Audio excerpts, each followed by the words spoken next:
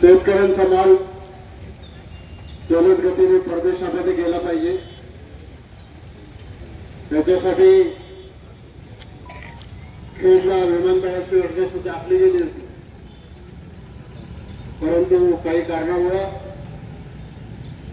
खेडचा विमानतळ होऊ शकला नाही आणि तो आता पुरंदरला सासवडला त्या ठिकाणी गेलेला. आता विमानतळ तिकडे गेला तर आपली मागणी हीच होती की पुण्यापासून तर नाशिकला जाणारी रेल्वे जर झाली तर निश्चित इथल्या शेतकऱ्याचा माल नाशिक पर्यंत जाईल आणि नाशिकहून पुढची जी कनेक्शन्स आहेत, मग मराठवाड्यामध्ये जाणारी कनेक्शन्स असतील किंवा आणखी उत्तरेकडे जाणारी कनेक्शन्स असतील, ही सगळी कनेक्शन्स त्या ठिकाणी जोडली जातात. आणि म्हणून गेल्या अनेक वर्षापासून या भागातल्या जनतेची ही अपेक्षा आहे. 2004 ला आपले ज्येष्ठ नेते गांधी शिवाजीराव आढळराव पाटील या विभागाचे खासदार झाले आणि त्यांनी या पुणे नाशिक रेल्वेच्या साठी खूप मोठ्या प्रमाणामध्ये पाठपुरावा केंद्र सरकारकडे केला. त्याला काही यश येत नव्हतं. नंतर भारत सरकारने एक आपली भूमिका बदलली आणि भारत सरकारने सांगितलं की 50% खर्च राज्य सरकारने केला पाहिजे, 50% खर्च आम्ही केंद्र सरकार करू. 2008-9 मध्ये मी राज्याचा अर्थमंत्री झालो होतो. मला एकच अर्थसंकल्प मांडायला मिळाला, एक अंतरिम निवडणुकीच्या आधीचा आणि एक निवडणुकीच्या नंतर. आणि मला तुम्हाला सांगायला हे मनापासून अभिमान आहे की राज्याचा अर्थमंत्री म्हणून महाराष्ट्राच्या विधानसभेमध्ये मंत्रिमंडळाची मान्यता घेऊन ही घोषणा केली होती की पुणे नाशिक रेल्वेचा जो 50% आर्थिक भार आहे, तो आर्थिक भार आम्ही महाराष्ट्र सरकार उचलायला तयार आहे आणि तशी तरतूद सुद्धा त्याचं आपण केंद्र सरकारला कळवलं सुद्धा. परंतु 2009 ला मी विधानसभेचा अध्यक्ष झालो,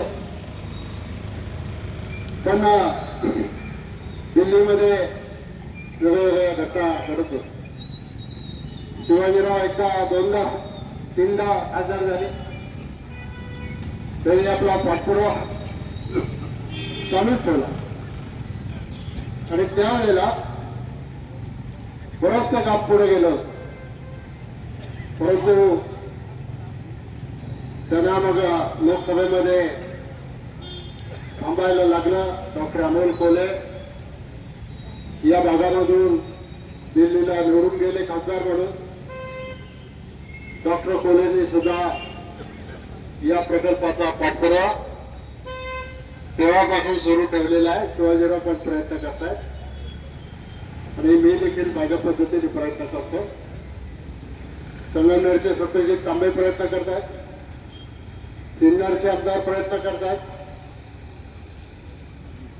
समीर भाऊ भुजबळ पार्लमेंटमध्ये असताना त्यांनी सुद्धा या प्रकल्पाचा आग्रह धरलेला होता आणि ते सगळं जे प्रेशर तयार झालं होतं त्या प्रेशरमधून ही रेल्वे कशी पुढे जाणार हे त्या ठिकाणी पुढे जातो.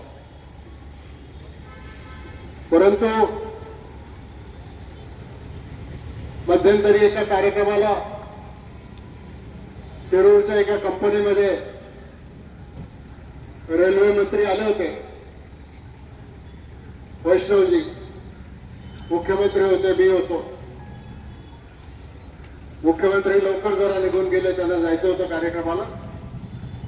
अश्विनी वैष्णव केंद्रीय रेल्वे मंत्री आणि मी एकत्र जेवायला बसलो. त्यावेळेला मी त्यांच्याकडे हा विषय काढला की वैष्णवजी हा आणि लेखी निवेदन सुद्धा देण्यात येतं. हा प्रश्न अतिशय गंभीर आहे. या भागातल्या लोकांची मागणी आहे आणि म्हणून याला गती दिली पाहिजे. तुम्ही मला सांगा, पाहिजे तर आवश्यक असेल तुम्ही दिल्लीला येऊन तुमच्याशी चर्चा करायला तयार. पण काय झालं माहित नाही. रामजरगाववरून केंद्रीय रेल्वे मंत्री निघाले, पुण्याला रेल्वे स्टेशनला एका कार्यक्रमाला गेले. माझी बातमी आधीच आली होती. पुण्याच्या कार्यक्रमात रेल्वे मंत्र्यांनी मला त्यांनी स्पष्ट सांगितलं होतं की पुणे नाशिक रेल्वेचा आता तुमचा प्रकल्प रद्द झालेला आहे, तो आम्ही आमच्या लिस्टमधून काढून टाकतो. आणि ती घोषणा त्यांनी जाहीरपणाने त्याच दिवशी पुण्याला गेल्यानंतर तिथं ती घोषणा केली. आणि मग त्याच्यानंतर आम्ही सगळे जे संबंधित लोक आहोत या प्रकल्पाशी, आम्ही सगळ्यांनी त्याचा प्रयत्न केला. हा प्रश्न महाराष्ट्राच्या विधानसभेमध्ये सुद्धा आम्ही उचलला. त्यावेळेस आपले राज्याचे मुख्यमंत्री देवेंद्रजी फडणवीस यांनी डॉक्टर काकोडकर साहेबांच्या अध्यक्षतेखाली कमिटी नेमली आणि मुख्यमंत्र्यांशी ज्या वेळेला माझं बोलणं झालं तर मुख्यमंत्र्यांनी सांगितलं हा जीएमआरटीचा प्रोजेक्ट, त्याच्यामुळे निर्माण होणारं घर्षण या रेल्वेमुळे या जीएमआरटीच्या प्रोजेक्टला अडथळा निर्माण होतो, म्हणून केंद्र सरकारने हा निर्णय रद्द केला प्रकल्प. मी त्याला सांगितलं असं होत नाही. जगामध्ये अशा अनेक ठिकाणी आर्थिक व्हायबिलिटीचा विचार नका करू, पण प्रकल्प रद्द करताना टेक्निकल व्हायबिलिटी याची बसते की नाही याचा विचार करा. आणि त्याच्यासाठी अमेरिकेमधल्या एका शास्त्रज्ञांचं जे लेखी ओपिनियन मी मागवलं होतं ते ओपिनियन त्यांना त्या ठिकाणी दिलं. आणि मग या जीएमआरटीच्या संदर्भामध्ये पुन्हा हा प्रकल्प कसा करता येईल याच्यासाठी डॉक्टर काकोडकरांच्या अध्यक्षतेखाली कमिटी होती. त्या कमिटीचा अहवाल यायचा तेव्हा येईल. त्याच्यानंतर प्रकल्प पुढे कसा घेऊन जायचा. पण दरम्यानच्या काळामध्ये केंद्र सरकारने आणखीन एक निर्णय घेतला की पुण्यापासून हा प्रकल्प या मार्गे जो जाणार होता त्याच्याऐवजी आता हा प्रकल्प रांजणगाव आणि त्या परिसरामधून अहमदनगरला नेऊन तिकडून अहिल्यानगरवरून तो प्रकल्प नाशिकला जोडायचा असं काहीतरी त्यांनी नियोजन केलं. कारण जशी मुंबईवरून गुजरातला जाणारी बुलेट ट्रेन करतायत तशीच मुंबईवरून पुण्यावरून साऊथला जाणारी अतिजलद रेल्वे करायचं त्यांच्या डोक्यामध्ये आहे. आता त्याच्यावर आमचा सगळ्यांचा पाठपुरावा सुरू आहे. माझं डॉक्टर अमोल कोल्हेंशी पण बोलणं झालं. अमोल कोल्हेंना ही सगळी परिस्थिती माहिती आहे. काल रात्री भट्टी पाटलांचं आणि अमोल कोल्हेंचं पण बोलणं झालं. भट्टी पाटलांनी त्यांना सांगितलं की जर हा आपल्या भागातला प्रकल्प आहे तर तुम्ही सगळ्या आमदारांना घेऊन एकदा बसा, स्पष्ट भूमिका सांगा काय, आणि मग त्या भूमिकेमधून हा प्रकल्प पुढे कसा न्यायचा हे आपण त्याच्यामध्ये ठेवू.